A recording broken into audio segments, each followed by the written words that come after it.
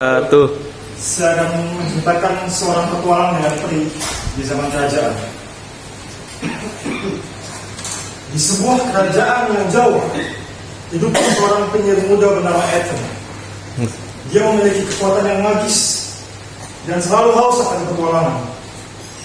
Tidak hanya itu, Ethan juga memiliki seorang teman dekat yang bernama Lily, seorang peri cantik yang sangat mungil dengan sayap yang sangat berkilau.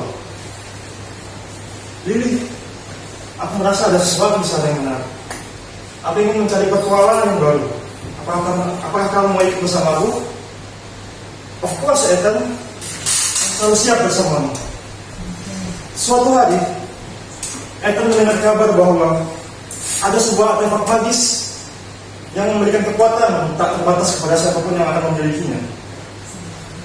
Lily, kabarnya ada sebuah artefak bagus dan magis dan luar biasa di sana. Ayo kita mencarinya. Boleh kan? Kita bisa menjadi tim yang tak terkalahkan dengan kekuatan itu. Aku setuju. Dengan membawa tongkat ajaibnya dan sayap Lily yang mempesona, Ethan dan Lily mulai petualangan magis mereka. Mereka melewati hutan yang gelap dan berbahaya, melintasi pegunungan yang curam, dan menyeberang sungai yang ganas. Lily, kayaknya perjalanan kita nggak mudah deh. Kita akan nyata aja deh. Kita harus saling menjaga dan melewati setiap rintangan. Jangan begitu, Ethan. Kita nggak boleh menyerah dengan apapun keadaan yang terjadi. Baiklah, Lily. Setelah berhari-hari berjalan, Ethan dan Lily akhirnya tiba di gua rahasia tempat artefak tersebut disembunyikan. Lily, akhirnya kita sampai di gua rahasia ini. Tetapi kita harus hati-hati ya. Siapa tahu ada jebakan di sekitar sini. Mereka pun menggunakan kekuatan dan kecerdikan mereka untuk mengatasi setiap rintangan yang ada. Mereka melawan monster-monster yang ganas, menjaga gua, dan menyelesaikan teka-teki yang sangat rumit di dalam gua tersebut. Ethan, di sini sangat kuat semua makhluk-makhluk yang ada, tapi kita nggak boleh menyerah. Kita harus mendapatkan artefak itu. Kemudian Ethan dan Lily saling bersama dan melindungi dengan sempurna, saling melindungi dan membantu. Akhirnya mereka berhasil mencapai tantangan dan menemukan artefak itu yang sangat legendaris. Ini dia artefak magis yang kita cari dulu.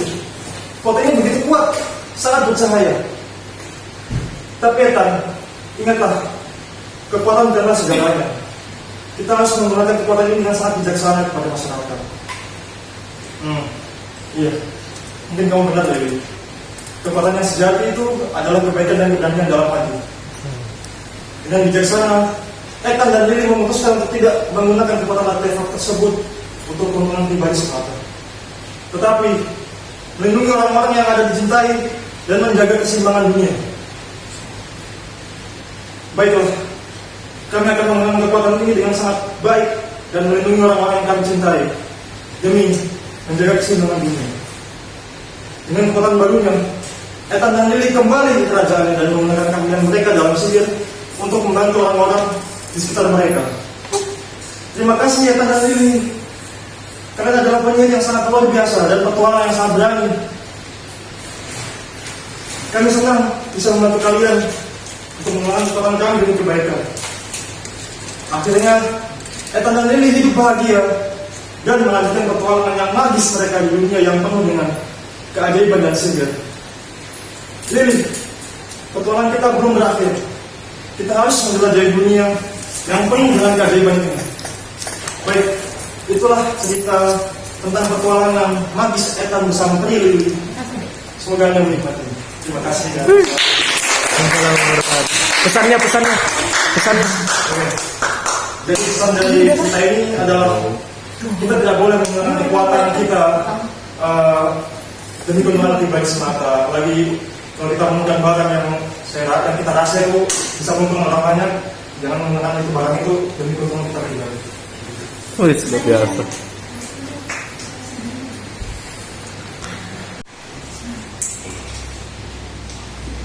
Kemarin saya bilang apa? Anggap yang hadir adalah Anak-anak, oke. Halo kakak. Oke, hari ini saya akan membawakan sebuah cerita yang dengan judul Kisah Jenderal Samila. Siapa kak?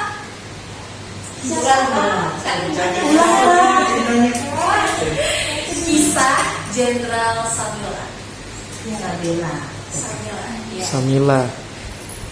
Pada awal abad 20, ketika terjadi pergolakan di Rusia, ada seorang tokoh revolusioner yang memimpin gerakan revolusi yang ingin menggulingkan Tsar Rusia. Bersama para pengikutnya, mereka hidup di tenda-tenda dan berpindah-pindah tempat untuk menghindari kejaran dari pemerintah yang ingin menangkap mereka. Pemimpin dari kelompok revolusioner ini bernama Jenderal Samila. Dia dikenal sebagai pemimpin yang adil dan kejam. Siapa saja yang bersalah pasti akan dihukum seadil-adilnya. Karena mereka hidup berpindah-pindah, mereka harus berhemat dalam segala hal, termasuk makanan. Sampai pada suatu saat, ketika mereka sangat sedang kekurangan makanan, mereka harus hidup berhemat lagi. Dan seorang prajurit datang membawa laporan. Lapor Jenderal, telah terjadi pencurian makanan di tempat bahan makanan. Mendengar hal itu, Jenderal Samila naik pitam. Dengan marahnya, dia memerintahkan, perintahkan semua orang untuk berkumpul di tempat ini besok pagi. Kemudian sang prajurit melakukan perintah tersebut.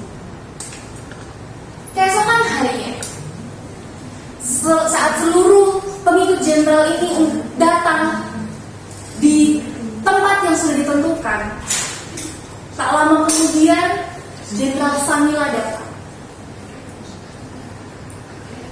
Dia datang dan membuat sebuah pengumuman. Barang siapa yang tertangkap mencuri makanan lagi, ia akan dihukum cambuk 50 kali. Semua orang yang mendengar hal ini menjadi sangat ketakutan. Waktu pun berlalu. Hari berganti hari, minggu berganti minggu, dan sudah tidak ada lagi, sudah tidak terdengar lagi ada yang mencuri bahan makanan. Namun karena mereka harus tetap tinggal berpindah-pindah, mereka harus tetap berhemat untuk mencukupi kehidupan mereka. Namun beberapa bulan kemudian, prajurit yang sama datang melapor membawa kabar baik dan buruk. Prajurit itu menyampaikan, lapor Jenderal, telah terjadi lagi pencurian bahan makanan, tapi pencuri itu langsung tertangkap. Karena marahnya mendengar hal itu dan tanpa berpikir panjang, Jenderal Samila langsung berkata, bawa pencuri itu untuk dihukum. Namun apa yang terjadi? Saat dia memerintahkan hukuman itu, sungguh sangat mengejutkan. Ternyata si pencuri adalah ibu dari Jenderal Samila. Muncul kebimbangan di dalam hatinya. Dan dia berkata, jika aku tidak menghukum ibuku, maka para pengikutku akan mempertanyakan keadilanku yang selama ini sangat begitu dijunjung tinggi oleh mereka. Namun aku sangat mengasihi ibuku dan aku tetap harus menghukumnya. Jika aku tetap menghukum dia, aku akan menyesal dan dikenal sebagai anak yang kejam dan tidak mengasihi orang tua yang telah melahirkan aku. Lalu apa yang harus aku lakukan? kemudian setelah banyak orang berkumpul, si pencuri yang adalah Ibu Jenderal sudah berlutut di tengah tenda utama untuk menunggu penghukuman. Para Ibu Jenderal pun bertanya-tanya, apa yang akan dilakukan oleh si jenderal itu. Tak lama kemudian, Jenderal Samila datang dengan jubah besar. Dan dia pun berkata, bawa hukumannya. Kemudian para algojo datang membawa cambuk dan siap untuk memberikan hukuman. Ibu dari Jenderal Samila berlutut sambil menangis menanti cambukan dari algojo yang sudah bersiap mengayunkan cambuknya.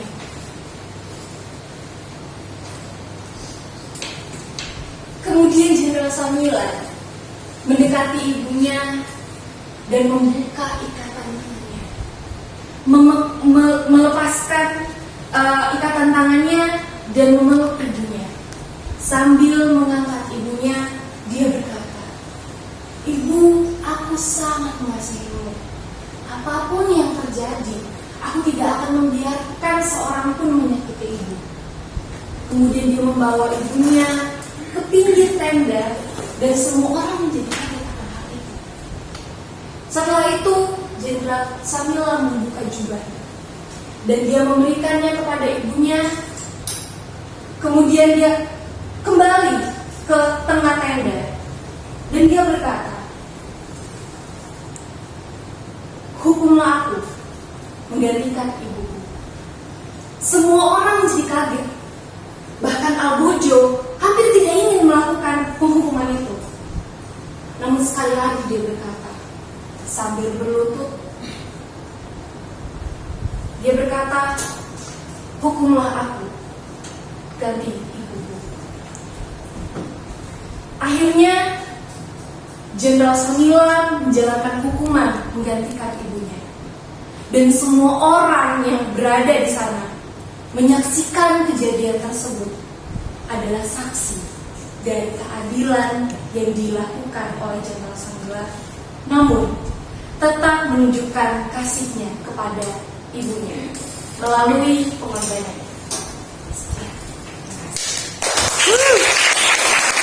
Luar biasa. Tunjuk Pak, siapa Mbak yang mau duduknya Mbak? Si Rizky katanya mau maju. Iya. Silakan Rizky. Disclaimer dulu. Bukan berbohong begitu ya, tapi ini Disclaimer. Audiens dewasa bukan berarti cerita dewasa. Iya. Wah. Tias. Laras. Waalaikumsalam warahmatullahi wabarakatuh. teman-teman. Oke, perhatian ya. Pada pagi hari ini saya akan membawakan sebuah cerita yang berasal dari video game, tetapi ini sangat berarti buat saya. Yang berjudul Detroit Become Human. Detroit adalah maksudnya ketika AI menjadi manusia. Dan di cerita ini terdapat ada 3 karakter, tetapi saya akan mengambil salah satu saja, yang bernama Marcus, sebuah android yang melayani seorang pria tua yang sudah sangat tidak bisa berjalan, sampai dia itu menangis melihat ini. Ini kisahnya. Oke, kita mulai ceritanya. Di awal pagi yang cerah, Marcus berjalan dan dia memiliki sebuah pesanan. Oke, silakan pembayarannya. Pembayarannya menggunakan otak ini ya, kan Android, jadi mereka menggunakannya secara pelan gitu ya. Oke, pembayarannya berhasil. Terima kasih telah membayar paket kami. Dan si Marcus pun mengambil paket tersebut dan dia pun berjalan. Tetapi dia pun dihalangi oleh manusia. Manusia itu adalah kita semua yang kehidupan nyata sekarang. Mereka tuh kayak marah gitu loh. Kerjanya diganti sama AI dan Android yang kisahnya itu mulai terjadi di sekarang. Jadi itu kayak, lihat itu. Apa yang kita dapat? Robot apa ini? Marcus pun mau minggir, tetapi mereka dihalangi oleh rombongan itu. Kamu tidak akan pergi ke mana? Iya, ini mau pergi. Ini mau pergi. Ini mau maju.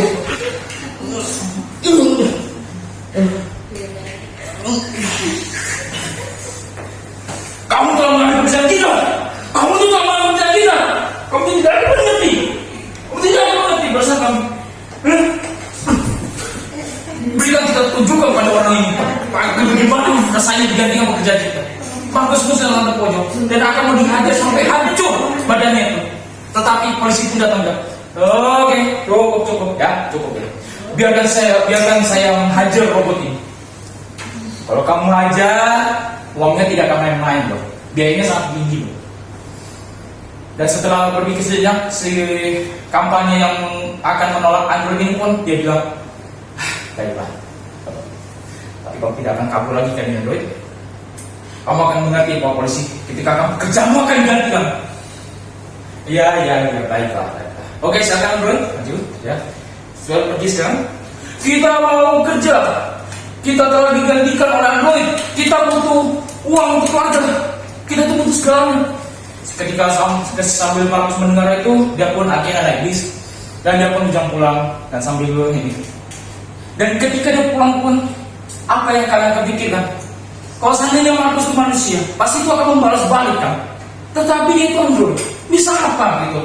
Dan ini adalah kisah nyata yang juga yang saya alami. Yang ketika kita dihadapi oleh bully gitu, apa yang kita bisa kalau kita saja lemah sekali. Dan akhirnya pun dia Markus pun diam, berpikir saja. Dan akhirnya pun dia pulang ke rumah, nemuin orang yang dia rawat. Kau, seorang tua yang sudah lumpuh, bisa berjalan, mirip dengan ayah saya. Dia pun pulang menaruh paket, pun datang naik ke tangga, dan dia bertemu dengan kau, berbuka jendela. Dan kau pun bilang, maaf ya, saya begini. Dan Markus pun bilang begini, selamat pagi kau.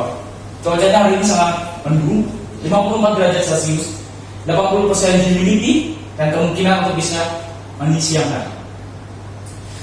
Sepertinya cocok untuk buat tea. Kamu, oh iya, kalau aku bisa mengambil paketmu di bawah, ada di bawah paketmu, ada sekarang ada di bawah. Oh, iya, aku lupa. Kamu ingat segalanya. Aku pun sudah sangat lupa tentang itu. Dan seketika pun si kau ini, Markus pun datang dia, menjemput dia dan memberikan dia sebuah obat. Dan ketika itu Markus tunjukkan tangan kau, tidak mau. Kau, ayo kau. Dan akhirnya pun dia disuntik.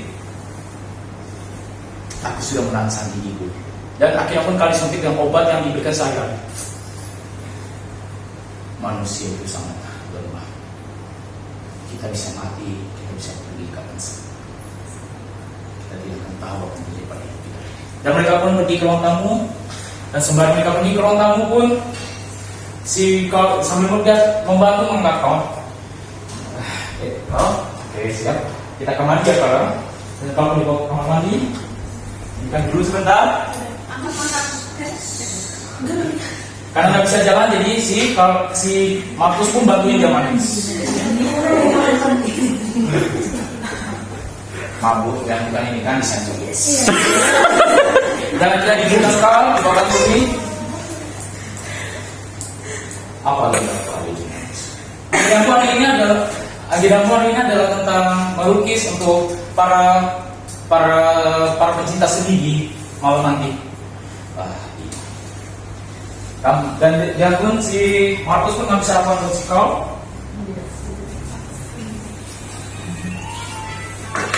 Dan akhirnya pun kalau makan dulu dan sambil menunggu pun Markus pun mencari apa yang dia bisa kerja. Dan kita pun melihat, oh ada piano. Jadi dia pun main sambil nunggu kalau selesai sarapan dia pun main piano. Dan ketika kamu selesai kamu menunggu. Oh kamu main piano. Itu cukup baik sekali. Saya pun juga bisa sudah melakukan. Alright, oke Markus, antarkan aku ke ruang itu. Ya, antarkan aku ke ruang seni. Dan kalau pun diantar ke tengah, jadi memperhatikan seni.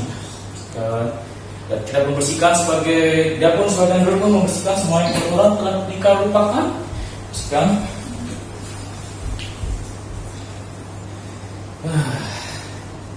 Ada apa? Kok kamu kayak bosan? Ya bagaimana aku bosan? Gambarnya cuma begitu-begitu aja. Tidak ada perubahan sama sekali. Seperti dalam hidup, pasti tidak akan ada. Pasti itu hanya begitu saja. Tidak apa-apa. Lupakan tenang. Tunjukkan Bapak. Coba kamu proses pada. Dan ketika itu pun Markus mulai melakukan mengikuti menggambar seni. Dan dia pun mengopi sebuah gambar, misalnya kayak ini LCD, dia pun dengan perfectnya pun dia gambar dan bergambar. Wah, kopi yang sangat. Tetapi kamu tahu, kopi itu harus diikuti semua. Setelah ke depannya bisa. Coba sekarang kamu buat yang baru, tetapi kalau aku coba. Nanti aku harus mengikuti aliransi awal dan kita gambar dari kanvas baru. Coba tutup mata.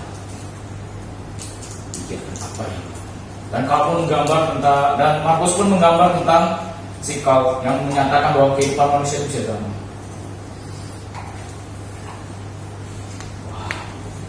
Dan tiba-tiba datanglah anaknya sikap. Dan jadi ini pun saya kurang ajar. Bapak, aku butuh uang. Oh, bukannya aku sudah kasih kamu uang. Dan mohon maaf, anak ini menggunakan narkoba dan masih tetap meminta uang sama bapaknya. Sungguh sangat tidak biadab sekali. Dikasih uang, dikasih tetap banyak. Astagfirullah.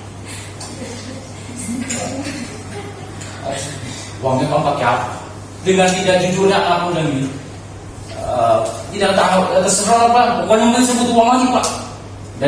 Dan kau pun bilang si Markus, tolong usir dia. Maaf ya, kita pergi dulu ya. Si Karl lagi melakukan kerja. Kamu apa sih namanya? Kamu itu apa sih yang mengganggu aja? Tidak ada lagi uang untukmu Leo. Tidak ada lagi uang. Uang ini sudah habis. Kamu itu habis itu buat aneh-aneh kan? Enggak Pak, pokoknya aku butuh uang. Uang butuh uang. Dan pada akhirnya pun Leo menunggu dengan sedikit kesal. Dan akhirnya Markus dan Karl pun akhirnya bisa menyelesaikan gambar yang bisa mereka butuhkan. Dan tak sedikit malam. Itulah saya bisa ceritakan. Terima kasih katanya. Wassalamualaikum warahmatullahi wabarakatuh. Pesan moral. Dan pesan moralnya adalah jangan pernah kalian sedikit pun membuli ataupun menghina siapapun dalam kehidupan pun, karena kalian akan merasakan timbal baliknya yang ke depan.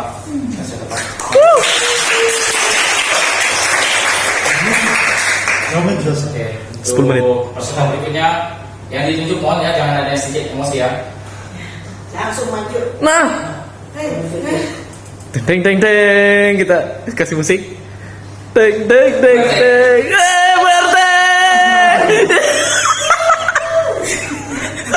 Bacain kami. Yeay, BRT.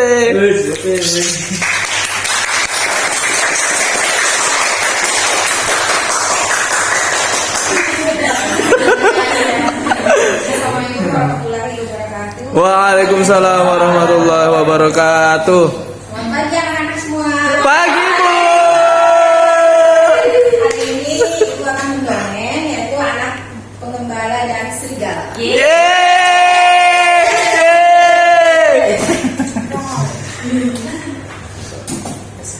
Pada zaman dahulu, hiduplah seorang anak pengembala di suatu desa. Setiap harinya, anak ini mengembala domba-domba milik tuannya. Karena setiap hari rutin mengerjakan itu, anak ini merasa bosan dan anak ini pun mempunyai inisiatif untuk mengerjai para warga yang di sekitarnya.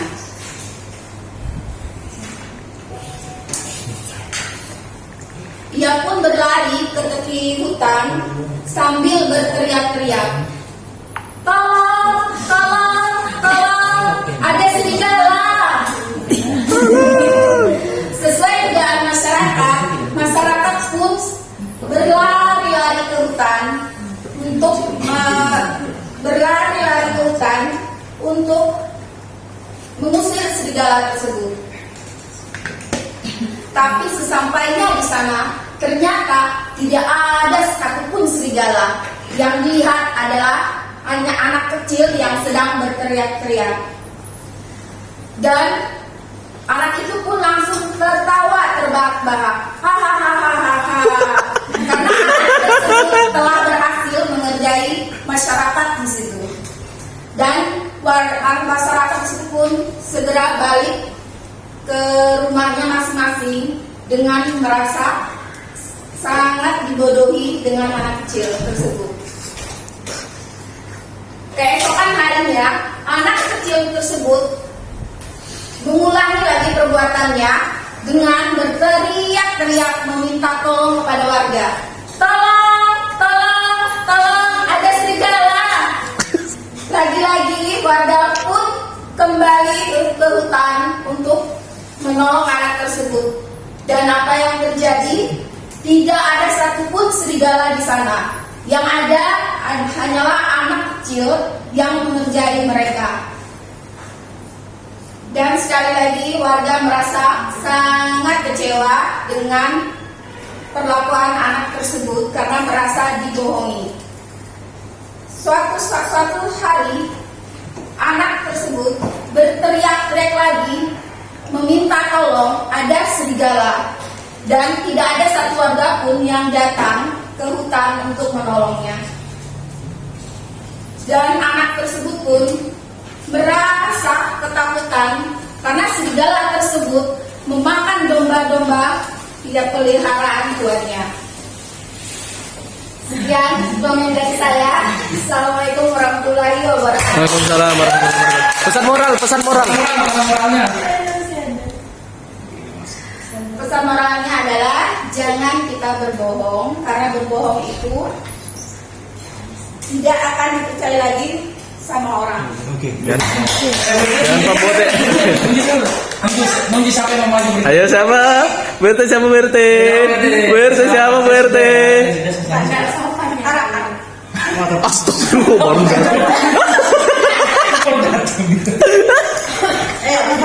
RT gak dikerjain tadi. Di sebuah desa, hiduplah tiga teman, yaitu stroberi, pisang, dan nanas. Pada suatu hari,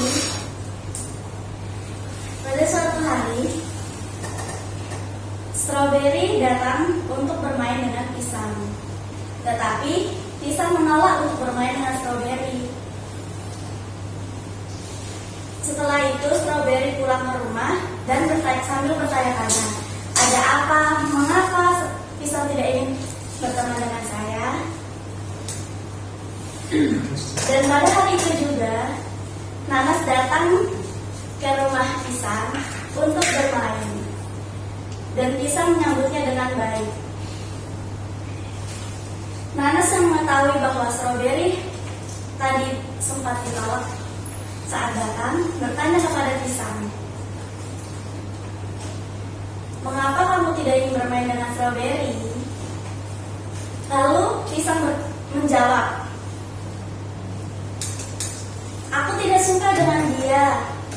Dia memiliki rasa yang asam, tetapi banyak disukai oleh orang. Jadi aku tidak menyukainya. Aku ingin seperti dia yang banyak disukai oleh orang. Lalu nanas menjawab, mengapa seperti itu? Bukankah kamu juga banyak yang menyukai? Lalu pisang menjawab, tidak banyak yang menyukaiku.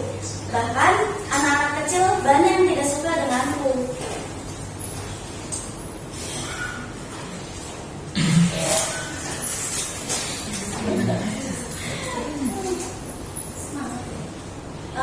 Tubuhku manis, aku manis.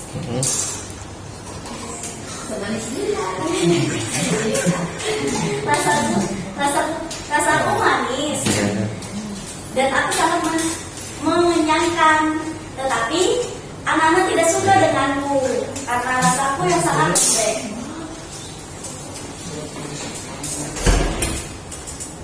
Nanas yang tidak tahu ingin berkata apa lagi, akhirnya pun pulang dan berbincang dengan stroberi. Setelah berbincang-bincang, akhirnya stroberi mengetahui apa yang membuat pisang marah dengan dia. dan Strawberry datang ke rumah Pisang. Pada saat dia datang, Pisang berpenampilan aneh dengan perona pipi warna merah dan berlipstik. Strawberry bertanya, ada apa? Mengapa kamu berdandan seperti ini? Ada apa? Pisang menjawab, aku ingin sepertimu, berwarna merah dan banyak disukai oleh orang. Lalu Nanas dan teman-temannya yang lain pun datang ke situ dan menertawakan Pisang. Pisang merasa sedih dan merasa tersakiti dan akhirnya kembali masuk ke dalam rumah. Pada saat itu yang lainnya pun kembali pulang karena merasa tidak enak dengan Pisang. Strawberry tetap mengetuk pintu Pisang dan ingin bicara dengan Pisang. Setelah lama Strawberry mengetuk, akhirnya Pisang membuka pintu. Dan Pisang pun menyuruh Strawberry untuk pulang ke rumah saja. Tetapi Strawberry tidak ingin pulang dan ingin berbicara. Strawberry,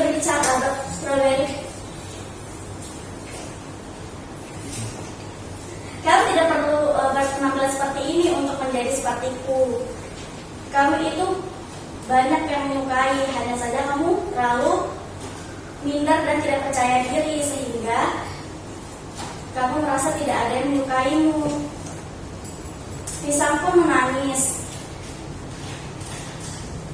Tetapi kamu sangat kasar, mengapa orang banyak menyukaimu, sedangkan aku yang manis tidak banyak yang menyukai. Strawberry pun menjawab, banyak yang menyukaimu, bahkan buahmu pun banyak akan vitamin, tetapi kamu saja yang tidak percaya diri dan itu membuatmu tidak melihat bahwa banyak yang menyukaimu. Akhirnya pun Pisang memeluk Strawberry dan berkata, maafkan aku tidak tahu itu. Akhirnya pun mereka berbaikan.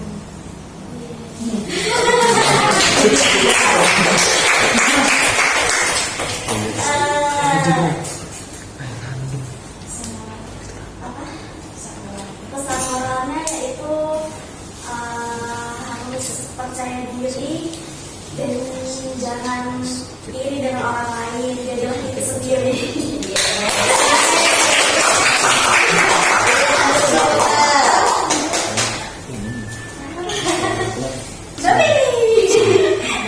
Pesan moralnya sih. Warahmatullahi wabarakatuh. Waalaikumsalam warahmatullahi wabarakatuh. Hai semua. Hai adik-adik semua. Pagi ini Bu Penya akan menceritakan sebuah kisah yang berjudul Penari Bayangan. Wow. Jadi kisahnya ini adalah berlatar di sebuah hutan yang sangat lebat dan banyak ditempati, dihuni oleh hewan-hewan. Yang tahu ya, hewan apa aja yang ada di hutan? Singa, gajah, Hyena, kancil, burung-burung, dan juga hewan-hewan kecil seperti semut.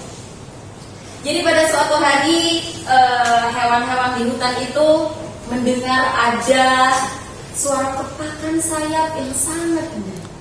Kemudian mereka berkumpul di lapangan yang luas. Kemudian mereka melihat, ingin mencari tahu suara apa sih itu, siapa sih, suara kepakan siapa sih itu.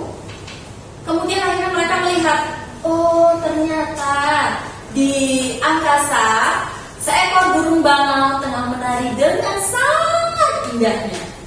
Semua hewan-hewan yang ada di hutan itu terkagum-kagum. Wah, indah sekali tariannya bangau. Salah satu hewan yang melihat keindahan tarian bangau adalah seekor semut yang sangat kecil. Kemudian semut itu membatin, berkata pada dirinya sendiri, wah, indah sekali tariannya bangau. Aku ingin bisa menari seperti bangau. jasmu. Akhirnya ketika si bangau sudah menari, dia lelah, dia beristirahat.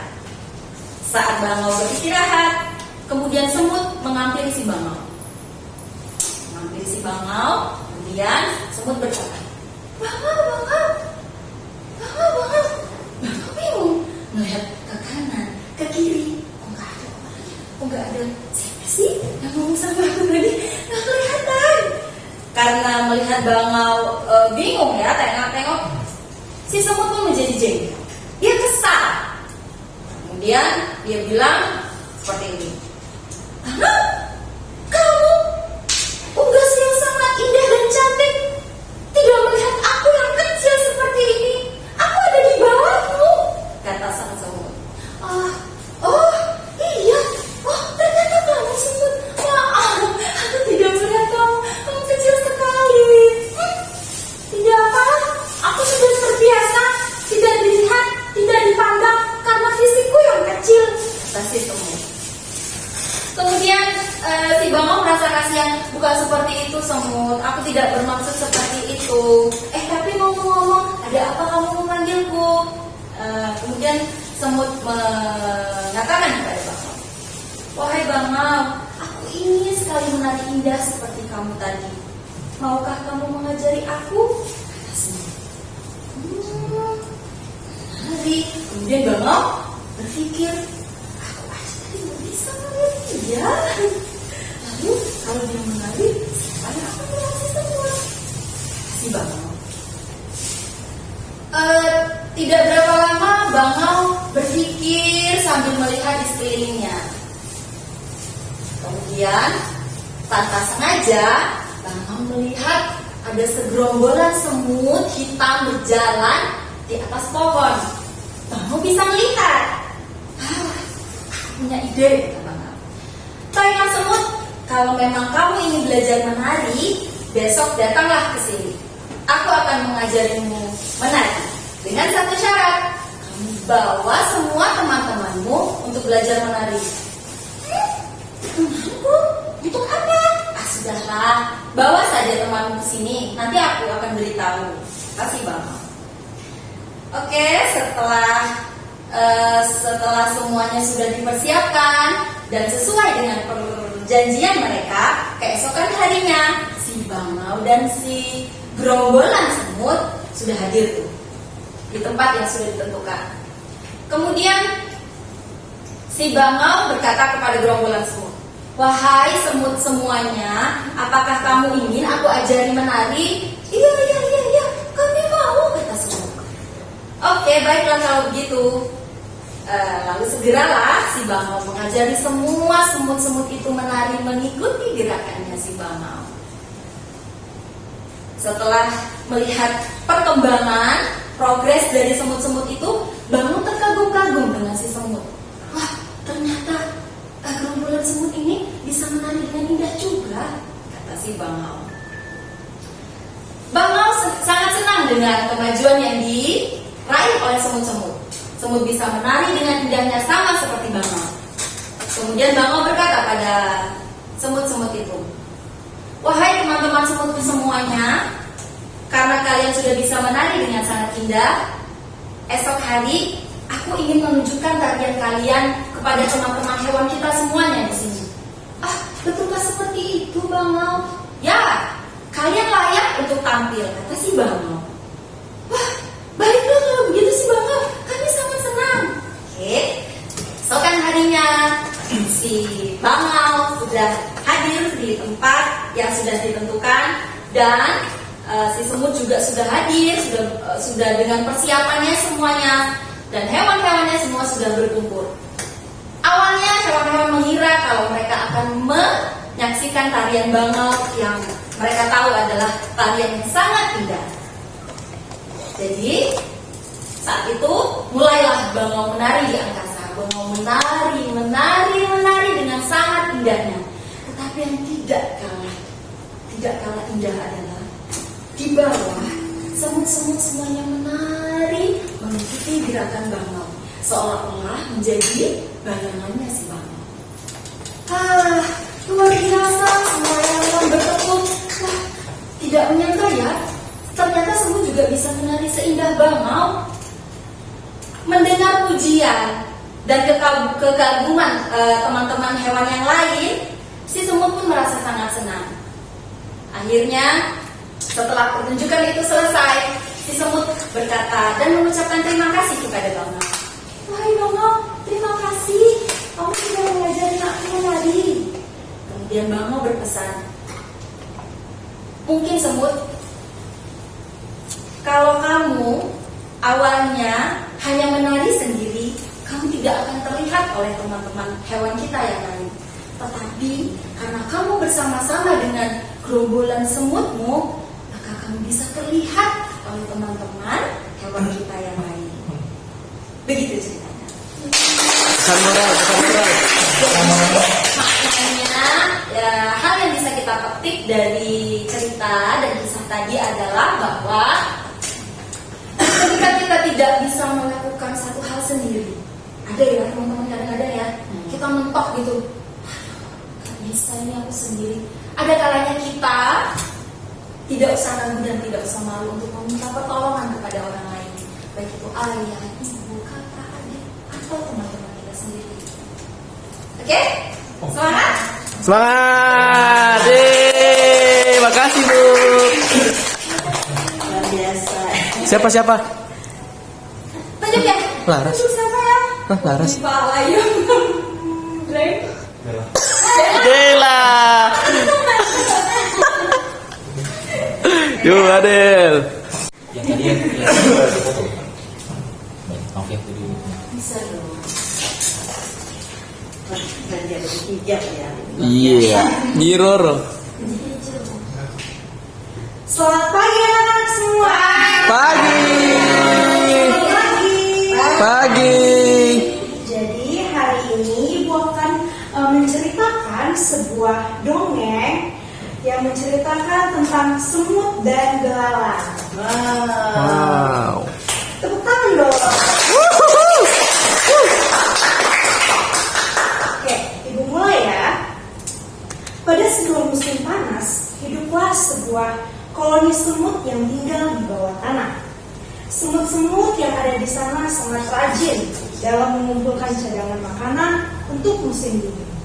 Sebab pada musim panas, para semut mudah untuk mencari makanan. Ketika para semut sedang mengangkut makanan, belalang datang menghampiri mereka. Ia memandang remeh para semut yang banyak membawa makanan untuk disimpan hingga musim dingin. Hei semut, maukah kamu bermain denganku? Musim panas seperti ini kita harus banyak main, kata belalang. Aku ingin main denganmu belalang, tapi aku harus membawa makanan ini pulang ke rumah terlebih dahulu, kata semut sambil membawa makanan.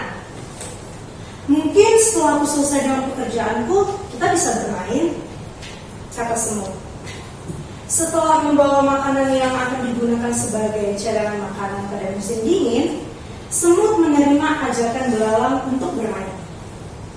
Begitu seterusnya yang terjadi selama musim panas. Semut harus mengumpulkan makanan terlebih dahulu, lalu bisa bermain dengan belalang. Ada kalanya semut memarahi belalang karena selalu mengajaknya bermain. Karena semut memiliki tugas untuk mengumpulkan makanan, belalang merasa marah karena semut hanya mencari dan membawa makanan ke rumahnya. Itu ia lakukan karena belalang sedih harus menunggu semut mencari makanan setiap hari. Meskipun tawaran belalang untuk membantu semut diterima, tapi belalang tidak sungguh-sungguh membantu semut. Ia bermalas-malasan dengan berbagai alasan. Ayolah belalang, kata semut yang melihat belalang tidak bekerja dengan sungguh-sungguh. Semakin cepat kita membawa makanan, akan semakin cepat juga kita bermain belalang, kata semut. Namun belalang tidak menggubris. Seringkali semut merasa marah kepada belalang akan hal tersebut. Hingga pada akhirnya musim dingin menyerang. Angin dingin berhembus kencang.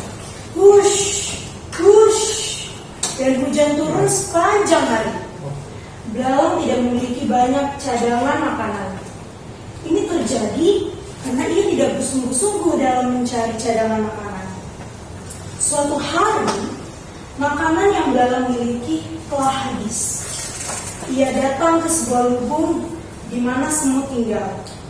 Di sana ia melihat banyak sekali makanan. Kata belalang, "Wahai semut, maaf jika aku mengganggumu. Aku sangat kedinginan dan juga lapar. Bolehkah aku meminta sedikit saja makanan yang telah engkau kumpulkan?" Nah, lalu semut berkata, "Tentu saja belalang, ambillah, jangan malu-malu." Lalu belalang berkata, "Terima kasih semut, kamu sudah baik hati memberiku makanan," ucap belalang kepada semut. Lalu belalang berkata kepada semut, "Aku minta maaf semut, jika aku dulu tidak bersungguh-sungguh mengumpulkan cadangan makanan." Akhirnya musim dingin pun berlalu dan mereka dapat melewati musim dingin tersebut berkat semut yang mengumpulkan cadangan makanan. Sekian dari Pesan moral. pesan moral yang dapat kita dapat hari ini, bahwa bekerja keras itu sangat penting ya teman-teman. Lalu juga untuk merencanakan dan mempersiapkan itu boleh kita rencanakan saat ini agar dapat bermanfaat di masa depan. Seperti itu. Terima kasih.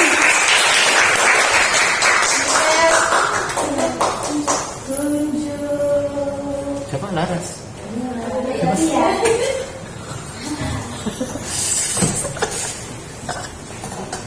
Pagi. Hari ini saya akan membawakan sebuah cerita fabel berjudul Gagak dan Sepotong Daging. Kita mulai ya. Oke, siap Bu. Di suatu pagi yang cerah, seekor rubah sedang berjalan-jalan menikmati udara yang segar. Di tengah perjalanan, tiba-tiba ia mencium bau yang sangat lezat. Rupanya itu adalah bau daging yang dibawa oleh seekor gagak. Aku akan mengejar gagak itu, tapi bagaimana cara merebut daging yang dia bawa? Gumam rubah. Gagak berada di salah satu ranting pohon. Ia berdiri dengan sombong. Rubah ingin naik ke pohon itu, tapi jika gagak tahu, pasti gagak akan langsung terbang menghindarinya. Lalu ia berpikir, gagak kan burung yang sombong.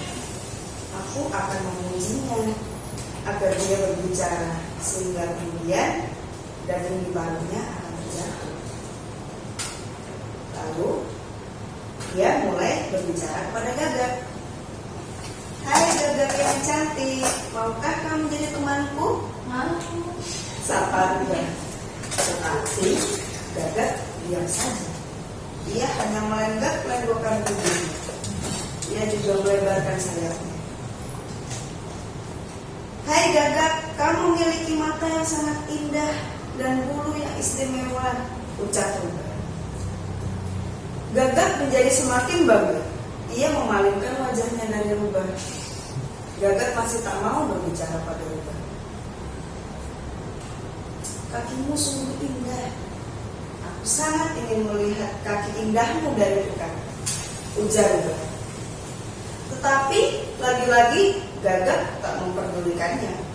Gagak tetap berlenggak-lenggok di atas dahan pohon.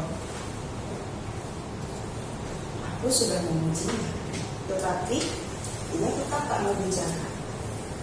Kali ini aku akan menghinanya," pikir rubah. Gagak yang sombong, kau memang memiliki mata dan kaki yang indah. Kau pantas menjadi ratu burung, tetapi sayang kau bisu dan tidak bisa bicara. suruh rubah. Mendengar hal itu, Gagak langsung marah. Ia langsung bersuara keras. "Kak, kak," seru Gagak. Daging yang berada di paruh Gagak otomatis terjatuh. Dan berubah dengan sigap menangkap daging itu. "Terima kasih Gagak, kau telah memberikan daging yang lezat ini," ujar Rubah. Rubah segera berlari meninggalkan Gagak. Gagak mencoba mengejarnya, tetapi tak berhasil. Gagak menyesal telah terpengaruh ucapan Rubah hingga ia menjatuhkan daging itu untuk Rubah. Ini karena kebodohan, sesal Gagak. Gagak lalu pulang tanpa membawa sedikit pun daging. Ia menyesal karena sering berlaku sombong selama ini. Demikian cerita tentang Gagak dan sepotong daging. Pesan moral. Pesan moralnya kita tuh hiraukan aja. Terkadang orang memuji atau menghina kita itu ada maksud tertentu. Sebaiknya kita tidak terlalu terpengaruh dengan hal itu.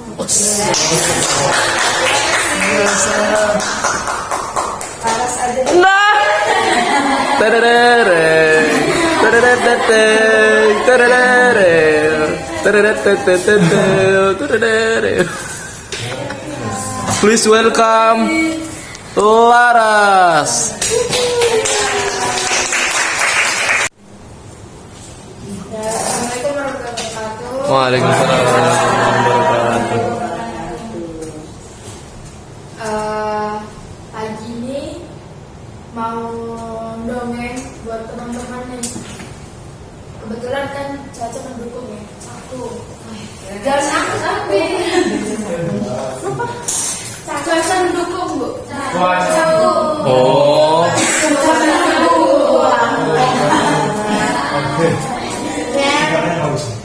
Jadi hari ini mau cerita tentang tikus dan singa. Jadi suatu hari ada tikus yang iseng banget sama singa. Kebayang gak sih tikus iseng sama singa? Setelah disengit tikusnya diapain pasti sama singa? Dimakan. Dimainin. Bunuh lah. Aduh, ini terlalu ya. Terlalu sadis. Dikejar lah, dikejar. Tapi singa waktu itu mungkin moodnya lagi naik turun ya. Jadi singanya lebih kayak ngancem aja.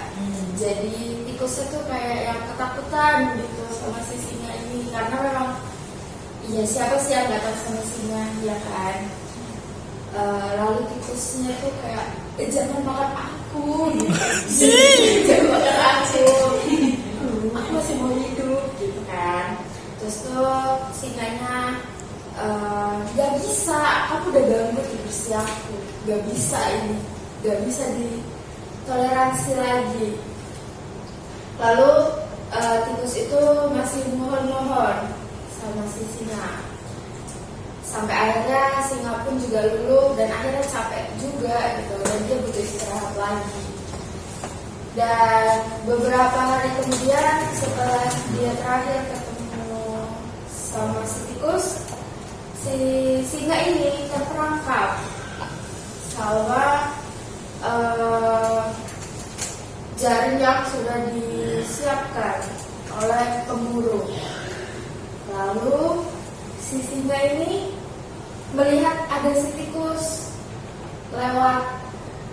Tanpa sengaja, singa ini tanpa pikir panjang hanya manggil tikus.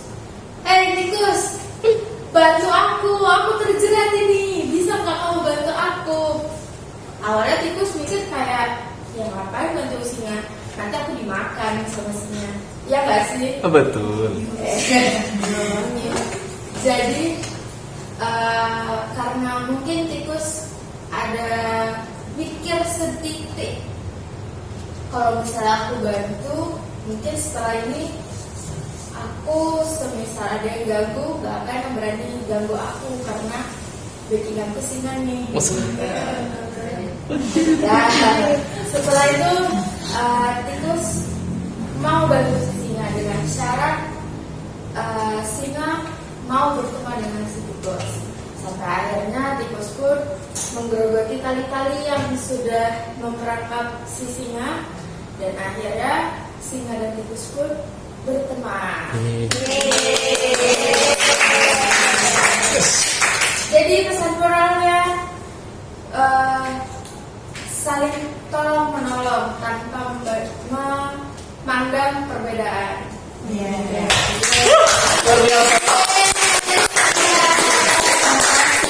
Favoritku.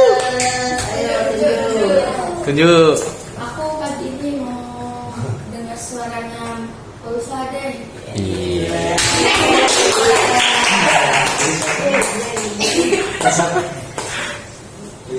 Ini juga Pagi ini saya akan membawakan dongeng yang berjudul Si Kancil dan Buaya yang Licik. Wow. legendaris banget ya. Pada suatu hari di hutan yang hijau tinggallah seekor kancil yang cerdik dan lincah. Kancil itu memiliki teman yang tidak begitu baik, yaitu si buaya yang selalu ingin memakan kancil. Meskipun begitu, kancil tetap bersikap ramah pada si buaya. Suatu hari, kancil pergi ke sungai untuk minum air. Di tepi sungai, ia melihat buaya yang sedang menunggu dengan membuka mulutnya yang lebar. Kancil yang cerdik langsung mengetahui rencana jahat si buaya. Namun, ia tetap tenang dan tersenyum ramah pada si buaya. Selamat pagi, sahabat buaya. Apa yang sedang kamu lakukan di sini? Tanya Kancil dengan ramah. Si buaya menjawab, aku sedang lapar, Kancil. Aku ingin memakanmu. Kancil tersenyum dan berkata, aku punya ide bagus. Kenapa kamu tidak menutup matamu dan aku akan melompat ke mulutmu? Aku akan memperbaiki gigimu supaya bisa memakanku dengan nyaman. Si buaya yang bodoh langsung menutup matanya dan membuka mulutnya lebar-lebar. Tanpa ragu, Kancil melompat ke atas hidung si buaya dan cepat ia melompat ke tepi sungai. Sampai jumpa, sahabat buaya. Terima kasih atas keramahan, kata Kancil sambil tertawa kecil. Si buaya yang malu dan marah berteriak, sungguh Kancil yang cerdik. Aku tidak akan pernah bisa menangkapmu.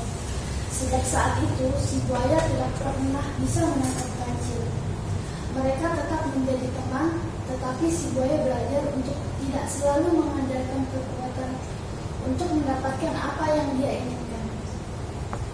Dan itulah kisah tentang kecerdikan si Kancil dan pelajaran tentang persahabatan. Meskipun ada teman yang kurang baik, kita masih bisa bersikap baik dan cerdas dalam menghadapi segala situasi. Terima kasih.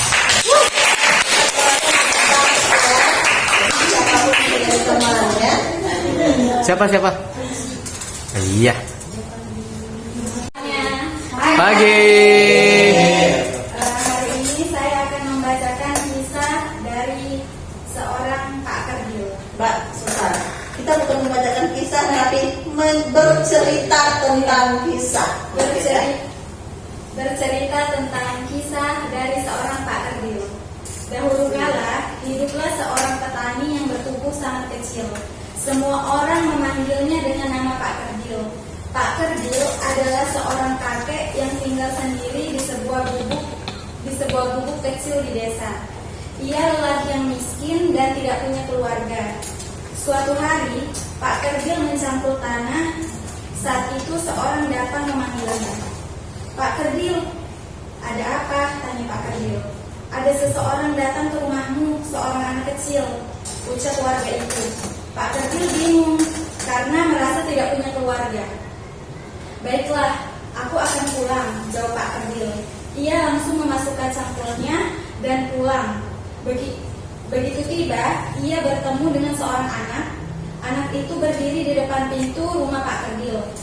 Siapa kau? Apakah aku mengenalmu? Tanya Pak Kerdil. Saya Andrian. Ibu menyuruh saya ke sini untuk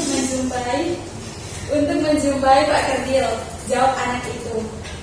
Siapa ibumu? Untuk apa ia menyuruhmu kemari?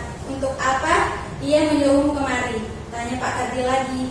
Ibuku seorang janda tua yang tinggal di pinggir desa. Ibuku menyuruhku untuk meminta beras kepadamu. Kami tidak memiliki beras di rumah, jawab anak itu polos. Pak Kerdil merasa ibah dan kasihan. Pak Kerdil lalu membukakan pintu rumah dan mempersilahkan anak itu untuk duduk. Selain beras, ia juga memberikan makanan dan minuman. Terima kasih Pak Kerdil untuk membalas kebaikanmu. Katakanlah padaku apa keinginan terbesar dalam hidupmu, ucap anak itu. Ternyata anak itu adalah jelmaan malaikat. Ia ingin menguji apakah Pak Kerdil akan menolongnya atau tidak. Nah, aku ikhlas membantumu. Namun jika kau ingin mengetahui keinginan terbesarku, aku ingin menjadi tinggi. Sangat sulit bagiku yang kerdil untuk menanam hingga memanen sawah dengan tubuhku yang kerdil, ucap Pak Kerdil. Anak itu tersenyum. Seketika itu juga Pak Kerdil merasakan tubuhnya seperti tertarik ke atas.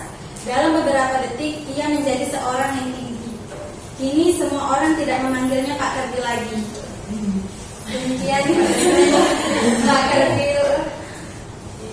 Pesan moral yang dapat diambil yaitu mengajarkan kita untuk saling tolong-menolong dan berbagi dengan ikhlas kepada orang yang membutuhkan.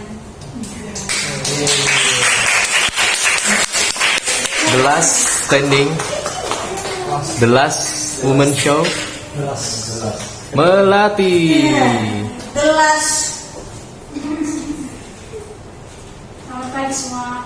Pagi. Saya akan menceritakan sebuah kisah yang berjudul Seorang Pemuda dan Seekor Singa. Sebuah kota, hiduplah seorang pemuda yang bernama Joko. Karena dia tinggal bersama ibunya yang kejam dan keluarga yang tidak berperi kemanusiaan, dia pun melarikan diri ke hutan. Dia pun selama itu mengembara. Tengah perjalanan, bertemulah dia dengan seekor singa. Lalu kemudian dia cepat-cepat berlari dan bersembunyi. Wah, ada singa. Aku harus bersembunyi sebelum singa itu melihatku dan memakanku. Saat pemuda itu bersembunyi sambil menengok, si singa itu berbahan sambil tangannya mengangkat tangannya. Ternyata tangan si singa itu terluka terkena duri. Bagaimana ini? Aku ingin menolong singa itu, tapi aku takut setelah ditolong dia akan memakanku. Kemudian dengan keberanian si pemuda ini, dia perlahan mendekati si singa dan kemudian mengobatinya. Dan kemudian si singa pun berteman dengan si pemuda ini. Nah, suatu hari datanglah beberapa prajurit istana melihat si pemuda ini bermain dengan singa. Kemudian mereka menangkap si pemuda ini dan berkata, "Hei, sedang apa kamu di sini? Ini adalah kawasan istana. Kamu harus ditangkap." Kemudian si pemuda berkata, "Tidak, aku memang tinggal di hutan ini." Kemudian mereka pun bilang, "Tidak, kamu harus dibawa ke istana dan menghadap raja." Kemudian dibawalah si pemuda ini ke istana dan menghadap raja. Kemudian ketika dia menghadap raja, raja pun berkata, "Kamu harus dihukum karena sudah berkeliaran di hutan, karena hutan ini adalah kawasan saya." Kemudian si pemuda berkata, "Mohon ampun yang mulia, saya memang tinggal di hutan ini." Kemudian raja berkata lagi, "Bawa dia ke kandang singa supaya singa itu memakannya. Itulah hukumanmu." Ketika si pemuda ini dibawa ke kandang singa, ternyata si singa ini tidak langsung menerkamnya. Malah si singa ini mendekatinya dan mengajaknya bermain. Kemudian si raja kebingungan dan menyuruh si pemuda ini menghadap si raja. Kemudian si raja berkata, "Mengapa singa itu tidak memakan? Apa yang terjadi?" Kemudian si pemuda berkata, saya pernah menolong singa ini dan singa ini sudah mengenalku. Kemudian si raja pun percaya dan kemudian membebaskan si pemuda ini. Lalu si singa dan si pemuda ini pergi ke goa dan si singa pun berterima kasih dan memberikan domba untuk dimakan. Sekian cerita saya. Pesan moral, pesan moral, pesan moral, pesan moral. Moralnya. Caranya adalah bantulah atau tolonglah siapapun yang membutuhkan pertolongan. Pada akhirnya kebaikan akan kembali kepadamu.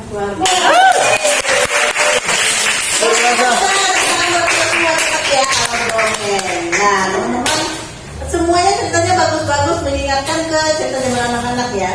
Umumnya yang namanya dongeng memang menceritakan cerita-cerita masa lalu. Kalau tadi banyak ngambil binatang fabel ya, hanya kisah-kisah lalu, dan bagaimana kita mengemas suatu cerita untuk mendidik. Pada dasarnya itu digunakan untuk mendidik. Karena apalagi kalau yang dihadapi anak kecil itu akan susah, bukan susah ya.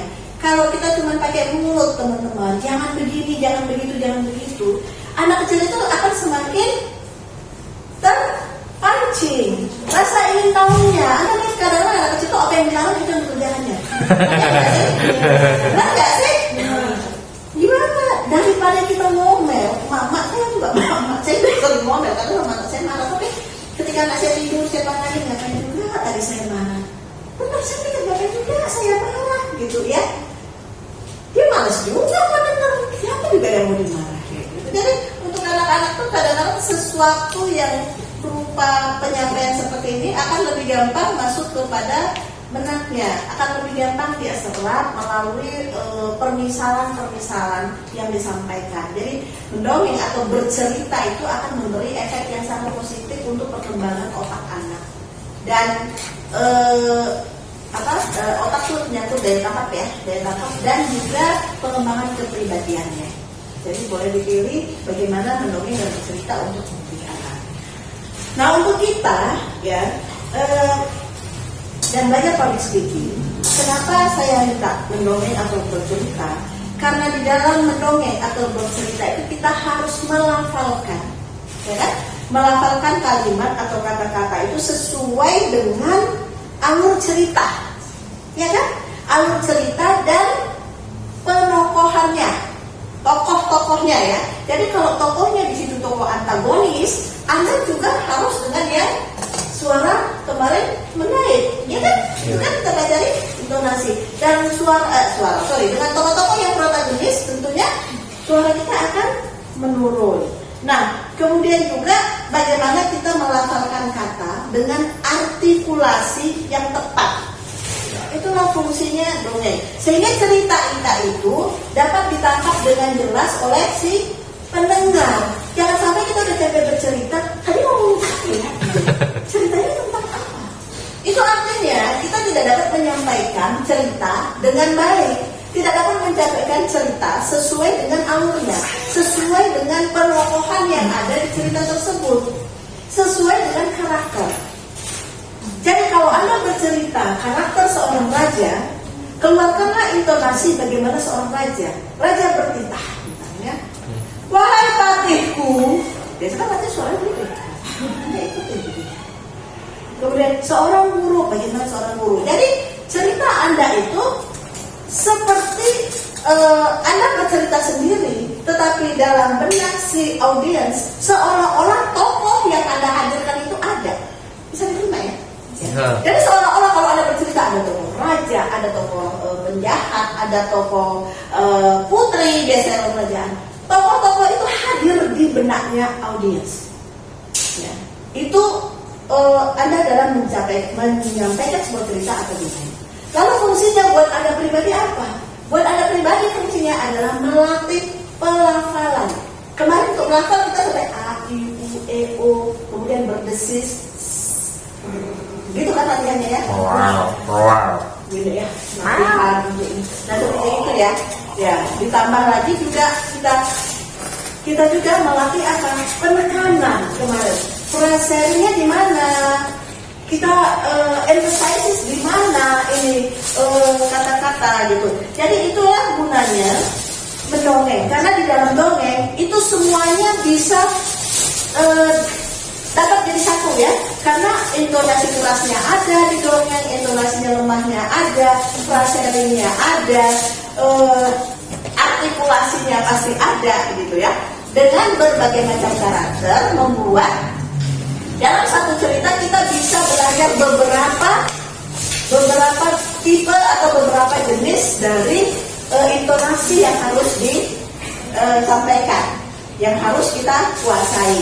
Jadi itulah mengapa berlatih dengan mendongeng atau bercerita ya, dongeng dan bercerita itu adalah cara yang efektif untuk kita latihan dalam public speaking. Jadi tokoh-tokoh yang ada dalam cerita itu Anda hidupkan melalui kemampuan Anda berintonasi, mengeluarkan artikulasi dan semua ketentuan dalam berbahasa. Jadi seolah-olah ketika Anda bercerita, cerita itu hidup. Ketika Anda menyampaikan sebuah tokoh itu hadir di dalam benaknya audiens. Oke? Di